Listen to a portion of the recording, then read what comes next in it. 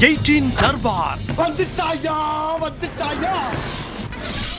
வணக்கம், வந்தனம், நமஸ்தே, நமஸ்கார், நமஸ்தே. நான் உங்க எழில். இது நியூஸ் 18 தர்பார். வழக்கம் போல நம்ம தர்பார்ல இன்னைக்கு ஏகப்பட்ட விஷயங்கள் உங்களுக்காக பரபரன்னு காத்துக்கிட்டு இருக்கு.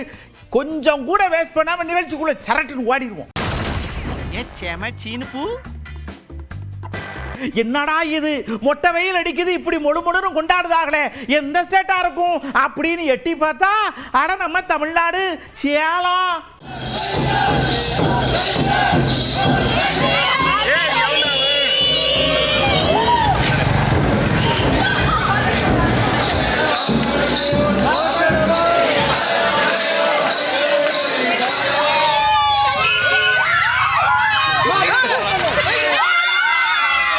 கலர்லாம் நல்லா போட்டுமா நம்ம நல்லா கொண்டாட ஹோலி. தேங்க்யூ, ஹாப்பியாக இருக்கு எல்லாருமே. ஹாப்பி ஹோலி. அடுத்து நேரம் நாம ஜம்மு காஷ்மீருக்கு போறோம். அங்க இந்த கிஸ்துவார்னு ஒரு இடம் இருக்கு. ஐயா, இங்க வெயில் அடிக்கிற, அங்க பனி கொட்டுது. திடீர்னு பார்த்தீங்கன்னா ஆத்துல வெள்ளம் போட மாதிரி பனி சர ஓடுதுல்ல. இங்க இருக்க எட்டத்துல நின்று பார்த்துட்டு ஓடியாந்துருங்க. ஆமா,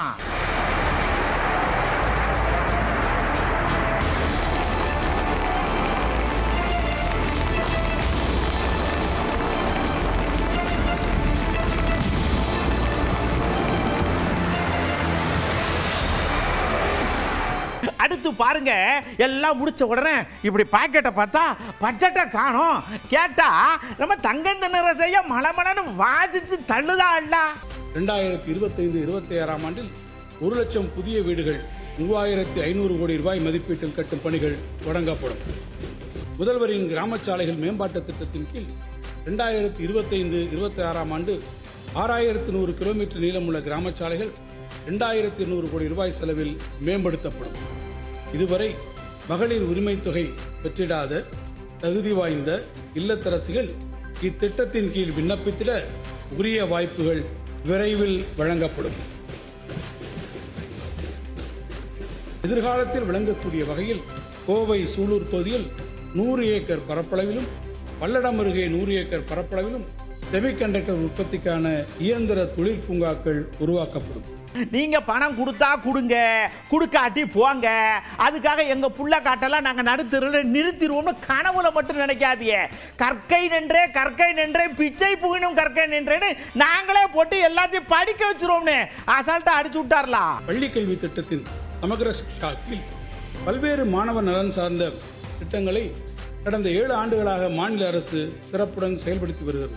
குறிப்பாக மாணவர்களின் அடிப்படை கல்வியறிவை உறுதி செய்யும் எண்ணும் எழுத்தும் திட்டம், மாற்றுத்திறனாளி குழந்தைகளுக்கான சிறப்பு கல்வி, தொலைதூர குடியிருப்புகளிலிருந்து மாணவர்கள் பள்ளிகளுக்கு வந்து சென்றிட போக்குவரத்துப்படி, ஆசிரியர்களின் ஊதியம், மாணவர்களின் எதிர்காலத்தை செதுக்கிடும் உயர்கல்வி வழிகாட்டி, மாணவர்களின் தனித்திறன்கள் மிளிர்ந்திட கலைத்திருவிழா, கல்வி சுற்றுலா, இணைய வசதி உள்ளிட்ட பள்ளிகளுக்கான கட்டமைப்பு வசதிகள் என பல்வேறு திட்டங்கள் மாணவர்களின் கல்வி நலன் சார்ந்து தமிழ்நாட்டில் நடைமுறைப்படுத்தப்பட்டு வருகின்றன.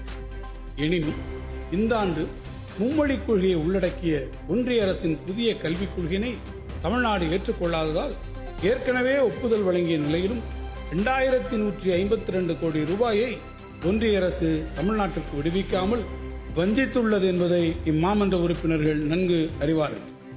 ஒன்றிய அரசு தமிழ்நாட்டுக்கு உரிய நிதியை விடுவிக்காவிட்டாலும் மாணவர் நலன் கருதி அரசு பள்ளி மாணவர்களின் கல்வி ஒரு துளியேனும் பாதிக்கப்படக்கூடாது என்பதற்காக ஆசிரியர்களின் ஊதியம் உள்ளிட்ட அத்திட்டங்களுக்குரிய நிதியை மாநில அரசே தனது சொந்த நிதி ஆதாரங்களில் இருந்து விடுவித்துள்ளது.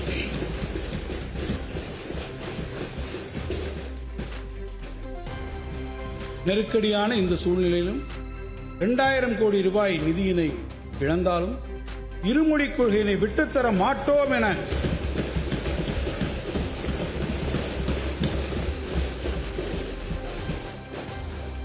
கொண்ட கொள்கையில் உறுதியாக நின்று தமிழ்நாட்டின் தன்மானம் காத்த மாண்புமிகு முதலமைச்சர் அவர்களின் பின்னால் தமிழ்நாட்டு மக்கள் அனைவரும் அணிவகுத்துள்ளனர். அடுத்து வந்தாரு நம்ம சிதம்பரம் ஐயா, முன்னாள் நிதியமைச்சர். பட்ஜெட்ல பாருங்க ஐயா, உங்களை கையேந்தாம எப்படி எடுத்து கொடுத்து மலரும் கொண்டு போயிருக்காங்கன்னு வெக்கக்கேடா இருக்கியா, எடுத்து கொடுத்துருங்க ஐயான்னு கெஞ்சுற மாதிரி ஆக்கி விட்டாங்க அவங்க. மாநில அரசு கொடுக்கிறேன் என்று அறிவித்ததை வரவேற்கிறேன். மத்திய அரசுக்கு இப்பொழுதாவது வெட்கம் வந்து அவர்கள் நிதியை தருவார்கள் என்று நம்புகிறேன். என்னை பொறுத்தவரையில் அந்த முதல் குறியீடு முக்கியமில்லை, அதற்கு பிறகு வர எண்கள் தான் முக்கியம். அதுக்கு பிறகு சைஃபர் வந்துச்சுன்னா என்ன மதிப்பு அதுக்கு பிறகு 1 கோடி வந்துச்சுன்னா அது 1 கோடி மதிப்பு, அதுக்கு பிறகு 1000 கோடி வந்துச்சுன்னா 1000 கோடி மதிப்பு. அந்த நம்பரை தான் பார்க்கணுமே ஒழிய இந்த குறியீடெல்லாம் பெருசுபடுத்த வேண்டிய அவசியம் இல்லை. இதே மாதிரி பாருங்க, அவர் கட்சியை சேர்ந்த இன்னொருத்தர் சொன்னாரு, இந்த பட்ஜெட் அடுத்த தலைமுறையை எடுத்து வச்சு பேசக்கூடிய அளவுக்கு இருக்குன்னு சொல்லியிருக்காங்கல்ல. முதியோர்கள், இளைஞர்கள், மாற்றுத்திறனாளிகள், மாணவர்கள் அடுத்த தலைமுறைக்கான நிதிநிலை அறிக்கையாக இந்த நிதிநிலை அறிக்கையை நாங்கள் பார்க்கிறோம். ஒன்றிய அரசு பிடிவாதமாக நிதிநிலையில் தமிழ்நாட்டை புறக்கணித்தாலும், தமிழ்நாட்டுக்கு சேர வேண்டிய வரி பகிர்வை அளிக்க மறுத்தாலும், தமிழ்நாடு முதலமைச்சர் இதை திறமையாக கையாண்டு தமிழ்நாட்டு மக்களுக்கு ஒரு நல்ல நிதிநிலை அறிக்கை இன்று தாக்கல் செய்யப்பட்டிருக்கிறது. அடுத்து ஒரு ஐயா ரொம்ப பெருமிதப்பட்டார் இந்த பட்ஜெட்ல. அதாவதுங்க, சமூக நல்லிணக்கத்தை ஏற்படுத்தக்கூடிய அளவுல நீங்க செயல்பட்டீங்கன்னா உங்களுக்கு 1 கோடி ரூபாய் பரிசு கொடுக்கப்படும் அப்படின்னு பட்ஜெட்ல சொல்லியிருக்காவல்ல. அதுல தாங்க அவர் பெருமையும் மகிழ்ச்சி அடைஞ்சாரு. யார் தானே கேக்கிய பார்த்துருங்க நீங்களே. அண்ணல் அம்பேத்கர் தொழில் முன்னோடிகள் திட்டத்திற்கு 100 கோடி ரூபாய் ஒதுக்கீடு செய்யப்பட்டிருந்தது. 300 கோடி ரூபாயாக உயர்த்தி தர வேண்டும் என விடுதலை சிறுத்தைகள் சார்பிலே வலியுறுத்தி இருந்தோம். 170 கோடியாக அது உயர்த்தப்பட்டிருக்கிறது. சமூக நல்லிணக்கத்தை பாதுகாக்கக்கூடிய கிராமங்களுக்கு ஆண்டுதோறும் 10 லட்சம் ரூபாய் வழங்கப்படுகிற நடைமுறை கடந்த 15 ஆண்டு காலமாக தொடர்ந்து இருந்தது. இதை அரசின் கவனத்திற்கு கொண்டு சென்றோம். 10 லட்சம் ரூபாயில் எதையும் ஒரு குறிப்பிடத்தகுந்த பணியை செய்ய முடியாது. ஆகவே சமூக நல்லிணக்கம்தான் இன்றைய மிக முக்கியமான தேவை. அதை பாதுகாக்கிற கிராமத்திற்கு ஒரு வலுவான சிறந்த செயல் திட்டத்தை நடைமுறைப்படுத்த வேண்டும் என விடுதலை சிறுத்தைகள் வற்புறுத்தி இருந்தோம். அந்த கோரிக்கையை 100 விழுக்காடு அப்படியே ஏற்றுக்கொண்டு 10 லட்சம் ரூபாய் என இருந்ததை 1 கோடி ரூபாயாக தமிழக அரசு உயர்த்தியிருக்கிறது. சமூக நல்லிணக்கத்தை பாதுகாக்கக்கூடிய கிராமங்களுக்கு இனி ஆண்டொன்றுக்கு 1 கோடி ரூபாய் கூடுதலாக ஊக்கத்தொகையாக விருது தொகையாக வழங்கப்படும் என்கிற அறிவிப்பு மிகச்சிறந்த ஒன்று என பதிவு செய்ய விரும்புகிறேன். வெயிலுக்கு இலவாக நுங்கு சாப்பிடலாம், ஆனா பட்ஜெட்டை கேட்கும் போது நம்ம மனசெல்லாம் குளிர்ந்து போகலாம் அப்படிங்கிற மாதிரி நம்ம கொங்கு ஈஸ்வரன் டயலாக்கு தாங்க விடல, அப்படி புகழ்ந்துருக்காரலாம். உரகணத்திலிருந்து செய்யார் வரை தொழில் வழித்தடம் அறிவிக்கப்பட்டிருப்பது மிகப்பெரிய வளர்ச்சிக்கு அந்த பகுதியை முன்னேற்றக்கூடியதாக இருக்கும். அதே போல இங்கே பழைய மகாபலிபுரம் சாலை போல தகவல் தொழில்நுட்ப பெருவழிச்சாலையாக ஒசூரிலே அமைக்கப்படும் என்று அறிவிப்பு என்பது ஒரு மிக அருமையான அறிவிப்பு. அதன் மூலமாக பெங்களூரில் இருக்கிற பல தொழிற்சாலைகளை, உலகளவில் இருக்கிற தொழிற்சாலைகளை எல்லாம் அங்கு ஒசூருக்கு கொண்டு வர முடியும். அப்புறம் நம்ம வேலுமுருகன் அண்ணாச்சி மணக்கணும் வந்தாங்க, எதிர்பார்க்கவே இல்லையா பட்ஜெட்ல நாம எதிர்பார்க்காத கொண்டு வந்து கொடுத்துருக்காங்க, மனசு நிறைவா இருக்குன்னு மலமலன்னு பாராட்டிட்டு லேசா ஊசி எடுத்து அப்படி மெல்ல உள்ள தள்ளினாங்க. அந்த சாதி வாரிய அப்படின்ட்டு போயிட்டாங்க. ஒரே ஒரு சிறு வருத்தம், சாதிவாரி கணக்கெடுப்பை மாண்புமிகு தமிழக முதலமைச்சர் தமிழ்நாடு அரசு நடத்தும் என்று இந்த நிதிநிலை அறிக்கையிலே அறிவிப்பார் என்று எதிர்பார்த்தேன். அது ஒன்றிய அரசிற்கு சாதிவாரி கணக்கெடுப்பு நடத்துவதற்கான அழுத்தம் தருவோம் என்று அறிவித்திருக்கிறார்கள். நான் திரும்ப மாண்புமிகு தமிழக முதலமைச்சருக்கு அழுத்தம் தருவது போல் வேண்டுகோள் வைக்கிறேன். நீங்களே சாதிவாரி கணக்கெடுப்பை நடத்த வேண்டும் என்ற வேண்டுகோளை இந்த நேரத்திலே முன்வைக்கிறேன். அடுத்து நம்ம பாமக கௌரவ தலைவர் காட்டலாம் மணி ஐயா வந்தாங்க, வந்து நின்று நல்லா இருக்கு, கொண்டு குறை சொல்ல முடியாது, நல்லா இருக்கு, ஆனா இந்த சாதிவாரி இடஒதுக்கீடுல நீங்க நம்மளை அப்படியே பாராமுகமா வச்சிருக்கீங்க, எதுக்கு நீங்க நம்மளை அல்லலோகப்படுத்துறீங்க, அப்படியே லேசாதை தள்ளி விட்டுற வேண்டியவன அப்படின்னு கேட்டார். பாட்டாளி மக்கள் கட்சி தொடர்ந்து நாங்கள் வலியுறுத்தி வர்றது, நாட்டில் இருக்கிற எல்லா சமுதாய சங்கங்கள், ஜாதி சங்கங்கள்லாம் சொல்லி வலியுறுத்தி வருகிற சாதிவாரி மக்கள் தொகை கணக்கெடுப்பு மத்திய அரசு எடுக்கணும்னு வலியுறுத்துறோன்னு சொல்லியிருக்காங்க. அது மாநில அரசை எடுக்கலாம், மாநில அரசு எடுக்கலான்னு சொல்லி நாங்கள் தொடர்ந்து சொல்கிறோம். எல்லா அரசியல் கட்சிகளும் பேசுகிறாங்க, மற்ற மாநிலங்களில் எடுத்துருக்குறாங்க. பக்கத்தில் இருக்கக்கூடிய மாநிலங்கள், தெலுங்கா மாநிலத்தில் காங்கிரஸ் முதலமைச்சர், இந்திய கூட்டணிக்கு தலைமையேற்றிருக்கிற ராகுல் காந்தி அவர்கள் தொடங்கி வச்சு சொல்லியிருக்கிறார். அப்போது பக்கத்து மாநிலம் தெலுங்கானா, கர்நாடகா, ஒடிசா இப்படிப்பட்ட மாநிலங்கள், இன்னும் பல மாநிலங்களில் சாதிவாரி மக்கள் தொகை கணக்கெடுப்பு நடத்துகிற நேரத்தில் தமிழ்நாட்டில் மட்டும் மாநில அரசுக்கு அதிகாரம் இல்லை என்று மத்திய அரசை வலியுறுத்துவது ஏற்புடையதாக இல்லை. அது தட்டி கழிப்பதாகவே நாங்கள் பார்க்கிறோம். ஆகவே மாநில அரசு உடனடியாக அதை எடுக்க வேண்டும். எப்படிலாம் நம்ம பாராட்டினாலும் இதெல்லாம் ஒன்றும் ஒத்துக்க முடியாது. இதெல்லாம் நாங்கள் ஏற்கனவே பண்ணிட்டோம்ரா, இதெல்லாம் எங்களுக்கு தெரியும்ரா அப்படின்னு அப்படியே பூசி முழுகிற மாதிரி எதிர்கட்சியிலேருந்து சொல்லி விட்டு போயிட்டா. இன்றைய தினம் பட்ஜெட்டில் நிறைய புதிய திட்டங்கள் அறிவிச்சிருக்கிறாங்க. ஆனால் அந்த திட்டத்திற்கு தேவை நிதி எங்கே இருந்து கிடைக்கும் என்று தெரியவில்லை. நீட் தேர்வு ரத்து செய்யப்படும் என்று தேர்தல் நேரத்தில் சொன்னாங்க. திராவிட முன்னேற்ற கழகம் ஆட்சிக்கு வந்தவுடன் முதல் கையெழுத்து நீட் தேர்வு ரத்து செய்யப்படும் என்று அறிவிப்பை கொடுத்தார்கள். அதுக்கு பிறகு திரு உதயநிதி ஸ்டாலின் அவர்கள்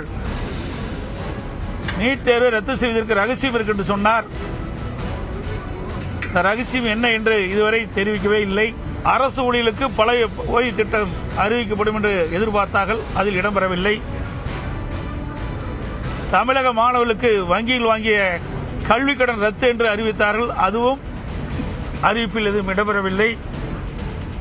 கிராமப்புறங்களில் 100 நாள் வேலை திட்டத்தை 150 நாளாக உயர்த்தி வழங்கப்படும் என்று அறிவித்தார்கள், அதுவும் இப்பொழுது இன்றைய தினம் பட்ஜெட்டிலே அறிவிப்பில் இடம்பெறவில்லை.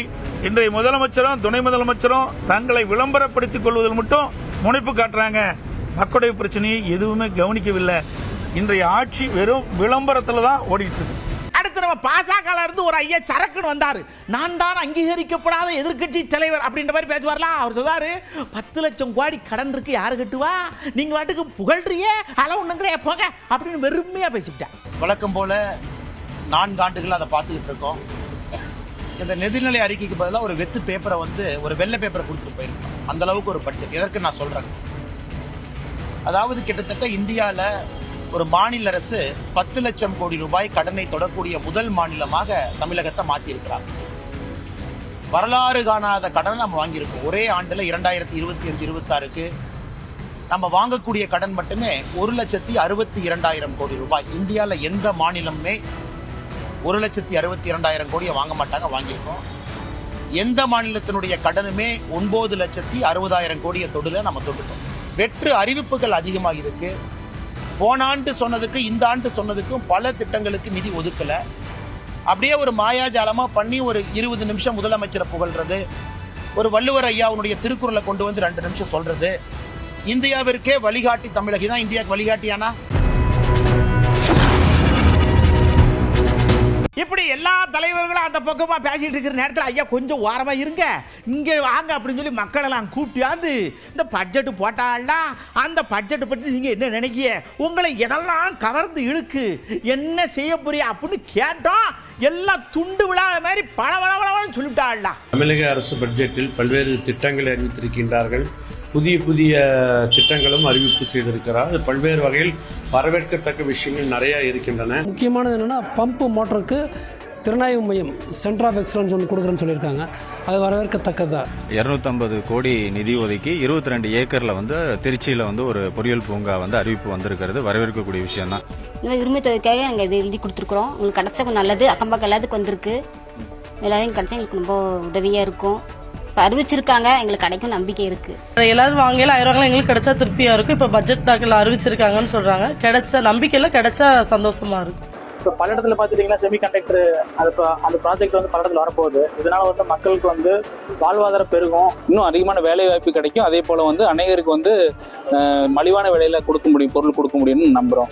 உமன்ஸ் ஹாஸ்டல் உருவாக்குறது, மதுரையில் உருவாக்குறது வந்து ரொம்ப சந்தோஷமான விஷயம் தான். ஃபினான்ஷியலாக ரொம்ப இல்லாதவங்கலாம் இருப்பாங்க, ரொம்ப வேலைக்கு போகிறவங்களே வந்து இல்லாமல் ரொம்ப கஷ்டப்பட்டுட்டு தான் வந்து இருப்பாங்க. அவங்களுக்கு கொஞ்சம் இது ரொம்ப உதவியாக இருக்கும். ராமநாதபுரம் பகுதி வந்து வெளிநாடு போக்குவரத்துக்கு அதிகமாக இருக்கிற காரணத்தினால கண்டிப்பாக இங்கே வந்து ஒரு ஏர்போர்ட் வரணுங்கிறது எல்லாருக்குமான ஒரு நீண்ட நாள் கோரிக்கை. ராமநாதபுரம் மாவட்டத்துக்கு வந்து ஏர்போர்ட் வந்து ரொம்ப சந்தோஷம் தான் எனக்கு. குன்னூர்ல ஒரு நல்ல காலேஜ் ஓபன் பண்றேன்னு சொல்லியிருக்கீங்க. கண்டிப்பா அதையும் நிர்ணயத்துக்கு கொண்டு வருவீங்கன்னு சொல்லி எங்களுக்கு அதை கேட்டோன்னே ரொம்ப சந்தோஷமா இருந்தது.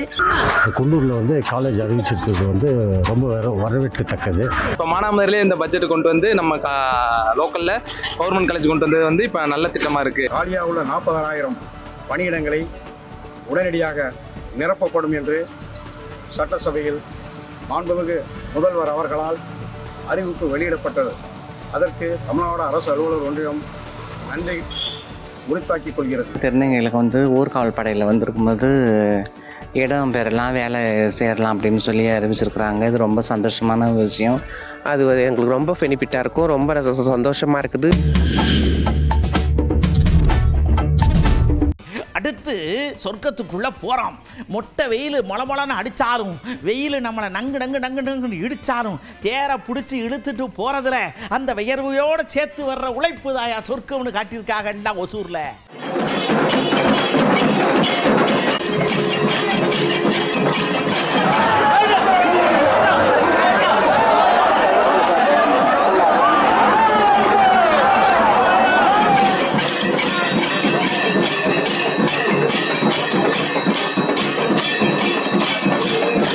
அடுத்து இங்க இப்படின்னா சிவகங்கை மாவட்டம் திருப்பத்தூர் இருக்குல்ல, அவிய அடிக்கிற வெயில்ல காளையோட மல்லு கட்டுறதாங்க சொர்க்கம்னு.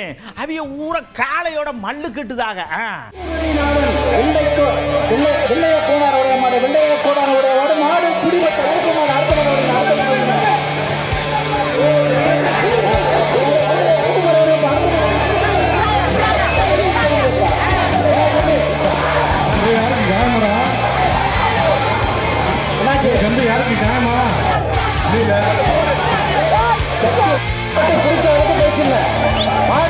திருநெல்வேலியில வேற மாதிரி படிப்புல தாயா சொர்க்க இருக்கு. புள்ளக்காடுகளை கரெக்டா கூட்டியாந்து உட்கார வச்சு பாடம் சொல்லி கொடுக்கிற அந்த அழகுலையும் அவிகளை சேர்த்து விடுறதுலையும் தாயா சொர்க்க இருக்குன்னு படிப்புல காட்டுதாங்கல்ல.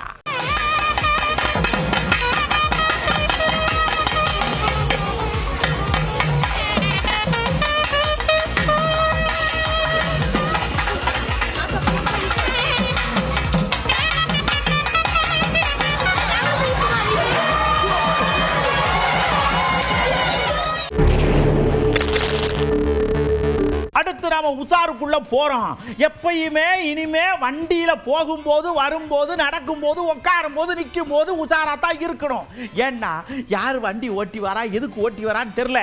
குஜராத்தில் ஒரு பையன் வண்டி ஓட்டி வந்திருக்கா, எதுக்கு வந்த 2 வீலர் காரை அடிச்சு தூக்கி நேரா போஸ்ட் கம்பத்தில் போய் முட்டி ஏக விஷயம் பண்ணி புட்டியா.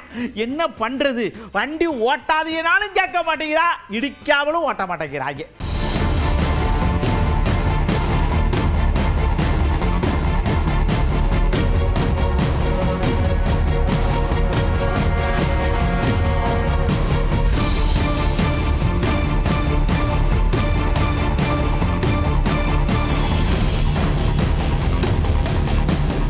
இப்படி சாலையில் அக்கப்போருன்னா இந்த நகைக்கடையில் பெரும் அக்கப்போரா இருக்கு. மாப்பியில் ஒரு கடையில் நகை வாங்க போயிருக்காங்க. சிசிடிவியில் இன்னும் பைக்குள்ளே என்னமோ நடக்குது அப்படின்னு பார்த்து நகையை திருடுறாரோன்னு பார்த்தா பையுக்குள்ள பணம் வச்சிருக்கிறத இன்னொரு அம்மா என்ன பண்ணிருக்கு, பையில இருந்து ஆட்டையை போட்டிருக்கு. போலீஸ் துரத்திட்டு போனா உங்க பணமும் வேணாம், உங்க பொங்கச்சோறு வேணாம்னு பணத்தை போட்டு அந்த அம்மா சிட்டா பறந்து ஓடிடுச்சுலாம்.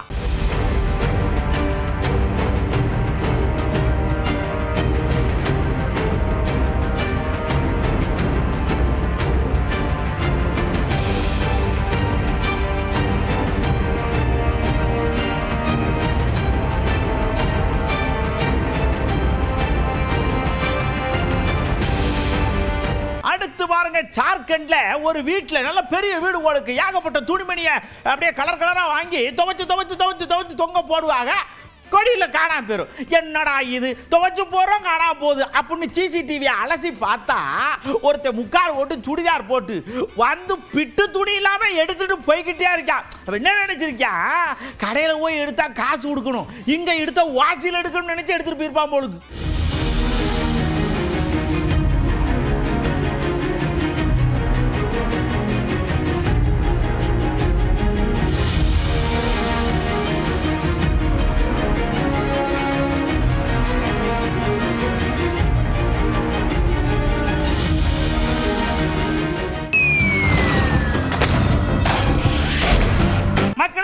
அழகிய உலகத்துக்குள்ள போகும்போது ஜப்பான்காரங்க நம்மளை அப்படியே சந்தோஷமா தூக்கிட்டு போய் இங்க வாருங்க எங்களுடைய ஓஹேயோ அப்படிங்கிற ஓவியத்தை நாங்கள் உங்களுக்கு காட்ட போறோம். பழமையான ஓவியம்ங்க, அதுல ஏஐ தொழில்நுட்பத்தை உள்ள சொருகி இருக்கும். எப்படி இருக்குன்னு மட்டும் பாருங்கன்னு காட்டுறாங்க. ஐயோ ஓவியமா அது காவியங்க.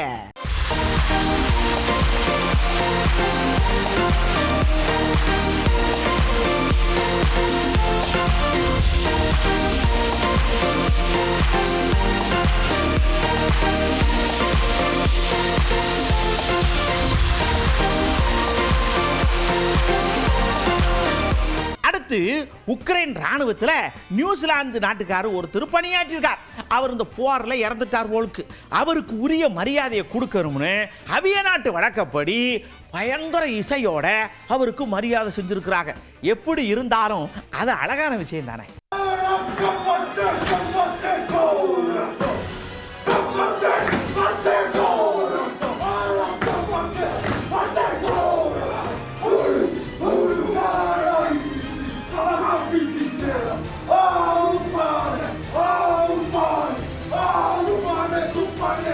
பெருவுக்கு சுற்றுலா போயிருக்காங்க. அங்க போனவங்க எக்கு தப்பா மலையில மாட்டிக்கிட்டாங்க. மலை மண்ணெல்லாம் சரியுதுல்ல, மாட்டிக்கிட்டாங்க. உடனே அவையில பூரா போய் பத்திரமா போய் மீட்டு கொண்டு வந்திருக்கோம் அப்படின்னு சொல்லி யாருக்கு எந்த சேதமும் இல்லாமன்னு சொல்லி அனௌன்ஸ் பண்ணியிருக்காங்க. அதாவது ஆபத்தில் இருக்கிற விட அப்படியே மீட்கிறது இருக்குல்ல, அது ஒரு அழகான விஷயம்தான்.